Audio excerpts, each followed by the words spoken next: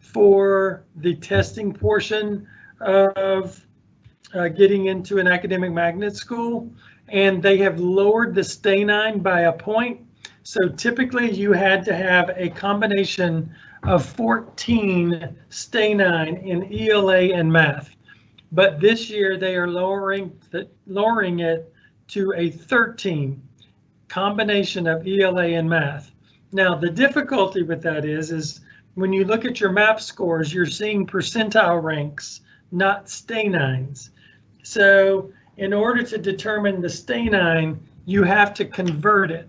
So that's not easy unless you're a mathematician to be able to convert those stay-9s. So you could look into conversion of percentile ranks into stay-9s and see if you could figure that out. Otherwise, you should be receiving a letter. My understanding, all Metro Nashville Public Schools students should be receiving a letter from Metro Nashville Public Schools this week prior to January 25th. January 25th is the first day of optional school application. So they want everyone to know that has the ability to enroll in an academic magnet school. They want them to know that prior to the start of the process. So you should be getting a letter if your child qualifies. Now, let's say you don't get the letter, but you feel like your child qualified. What I would do once the application opens, put your student's ID number in, the 190 number, and it should show you a list of schools that are available to choose for enrollment for the 2021 school year. If MEGS is grayed out, which means it's not an option, the district is saying that your child did not qualify. If MEGS is an option that you can choose, then you can choose that option, which means that MNPS says your child did qualify, because all the programs are created around the student's ID number. So that's another way to check. Then let's say you are absolutely confident your child met the criteria, and you didn't get a letter, and you went to the website and MEGS is grayed out. If you feel there's a mistake in that work from the district, reach out to the school options office, and they will be the ones to have to go back in and clarify and confirm that their information is correct or wasn't correct. So that'll be the best way to go about that. Okay. I'm trying to answer a lot of the questions. Will you say the club schedule again? I know they start at 1:30, just can't recall how frequently. And also someone wants you to demonstrate how an SEL is integrated into the classroom. So I don't know if you want to. So the first question, clubs, it is typically every other week. Now there are times where it'll be 3 weeks apart, but you know, in essence, it's a Wednesday, and it starts about 1:45. We conclude our traditional academic classes, and then we move to these clubs from 1:45 until 2:55 every other week. Again, there are some exceptions. If we have a wacky week, we have a vacation, like a holiday week, Thanksgiving, spring break, fall break, it sometimes shifts it around, but we try to have these as consistently as possible. And these are chosen by the students. They get to select the clubs that they want to enroll in. So we're excited about that program. The other question was SEL, how is that implemented? So it's different for different grade levels. For 5th and 6th grade, Susan, our SEL facilitator, she will go in and read books to the students that have some type of lesson about, you know, being a good human and learning how to manage emojis. She will provide them with fidgets to show them how fidgets are to be used to help them with concentration. She will They will watch a video, Move This World. They start the day with this. It's mindfulness work. And so they watch the video and talk about emotionally managing their emotions. And then at the end of the day, there is what's called embodied relaxation, that the students end the day with something to get them calm from all the stressors of the day before they go home. We at MEGS have a school full of perfectionists, high-performing kids that are extremely, they have very low tolerance for making mistakes. So we like to, as we showed today, we made mistakes. We like to model these things. It's really easy for me to model mistakes and let them know the sky's not going to fall in. Everything is going to be okay, and how that we manage those helps us in becoming better students and better people. So there's lots of different ways that happens. 7th and 8th grade teachers are trained through Susan on a weekly or bi-monthly basis. And they then implement the SEL lessons with their 7th and 8th graders. And this is on a daily basis. It is an absolute priority for our school. And then there's other things like, you walk the halls, you're going to see lots of SEL posters. It's not going to be signs like, make sure you take your books home, make sure you're making A's, make sure you're working to get on the honor roll. None of that is out there. What we're doing is focusing on do your best work. If you fail the first time, try again. There's lots of those kinds of posters out there. I will tell you another thing that we do at this school. We do not offer honor roll for students, and we do not offer principal list for students, because we feel that's another added piece of stress for our kids. Because honestly, all of our kids are high performers. We are taking the cream of the crop into this school, and they are all high performers. And so they all deserve to be on the honor roll as long as they're doing their best work. And we try to de-emphasize grades, especially in the early years at MEGS, in order to just focus on the process, how to be a good student with healthy outcomes.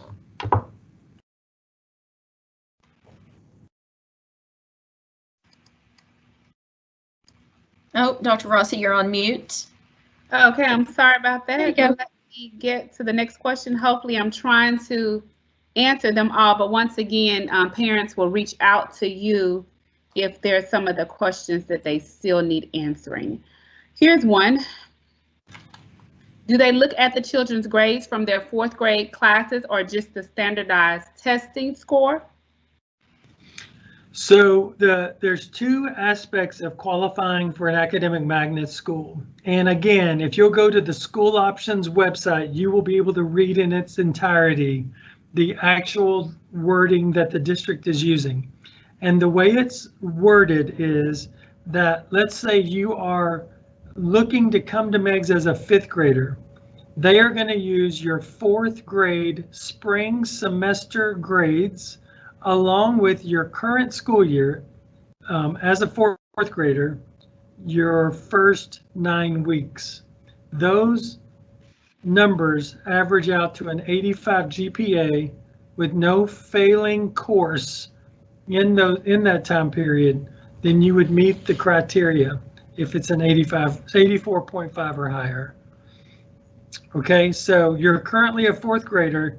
You're using 3rd grade spring semester, 4th grade first 9 weeks, your current school year. That would be your GPA. And then for the testing piece, they're using multiple data points through the MAP testing. And the MAP testing, I think they're using last year's MAP testing to start. And I think they have a couple of backup MAP scores that they're going to look at. In case one does not qualify you, they're going to move to the next. All right, I think we have one more for today. How do you help high achieving students to see their classmates as friends rather than competition? So one of the things is what I was saying earlier, we're not working to be on the honor roll. We're not working to be on the principal list. We do not do these posters on the wall of the star student, like the one that is at the highest level. We're trying to do everything we can to mitigate that, not only from a physical space with the things that we put up around the building and around the classrooms, but also through our SEL program of trying to help everyone manage their emotions. Because again, we know our students are highly competitive. They're highly competitive not only with each other, but also with themselves. And many, many times we find that the person that is hardest on our students are themselves. And that is work that we are constantly focusing on to make sure to help them understand that perfection is not in our vocabulary at MEGS. We only want your best work, and whatever result comes from that, that's what it is. And we monitor this very closely. Again, we've got tremendous supports in place for the kids that show the anxiety of not being perfect. And getting ready for this transition, parents, if you can just start this conversation that, you know, they may have been the big fish in the little pond at their other school. They're coming into a big pond with lots of big fish. And so this habit of comparing yourself with those around you, which is a human condition that we wish we didn't have many times, we have to try to eliminate that and just focus on being the best version of ourselves, not the perfect version. We will not use that word except to say we are not using that word. So anyway, we work very hard to instill this in our kids. We don't have any more questions. That was the last one, and I have published some of the questions just in case someone want to go back and look at those. Oh, one more just popped up. Okay. Will there be an in-person or virtual interview as part of the admission process? No, there is no interview for admission. It is solely based on the GPA and the test scores. That is it. All right, well, we are just over 50 minutes, so I think we're ready to wrap up. Well, I appreciate you guys being here. You know, I always say, you know, with being a reward school and being a blue ribbon school, those things always remind everybody that we're a high performing school. And that I know gets us a lot of attention. But what I really want to reiterate to you, and I truly believe this is my 10th year at MEGS, crazy to say that, is that what separates us from a high performing school and a great school, because we are a great school, is because we have a school full of adults in this building that are aligned to the same values, that we are going to love and protect our kids first and foremost, socially and emotionally and physically, and we're going to care for them, and they're going to know that they are cared for at this school. Then we will talk about educating your children with the academic courses. That's what makes our school a tremendous school. So I just encourage you to consider it. We would love to have you.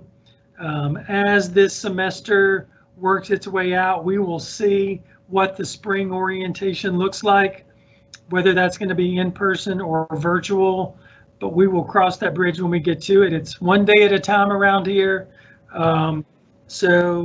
Again, I'm so glad you guys joined us today. And for those of you that are watching this as a recording, please reach out with questions to my email address if you did not get them answered after watching this program. Thank you guys so much. Have a great day, and I hope to see you in person very soon.